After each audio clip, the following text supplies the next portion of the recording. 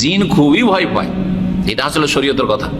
জিন মানুষকে খুব বেশি ভয় পায়। কি আচ্ছা, কোন যদি জনহীন বাড়িতে প্রবেশ করে, যেখানে বুঝতে পারছেন যে বাড়িতে কোনো মানুষজন নাই, অনেক সময় বিরান বাড়ি, দীর্ঘদিন ধরে বাসা ভাড়া নিতে আমরা যাই, গোটা বিল্ডিং খালি আছে, কোনো লোকজন নেই, আর রুমে রুমে ঢুকছেন, হ্যাঁ, বা ফ্ল্যাটে ফ্ল্যাটে ঢুকছেন, সালাম দেবেন না দিবেন না? এটা একটা মাসলা জেনে নেওয়া জরুরি। জি বলেন দেখি। সালাম যাবে না, দেওয়া উচিত, দেওয়া উচিত, কারণ ওখানে মানুষ না থাকলেও জিন্নাত থাকতে পারে, আর জিনের স্বভাব হচ্ছে অনাবাদ এলাকা বসবাস করা।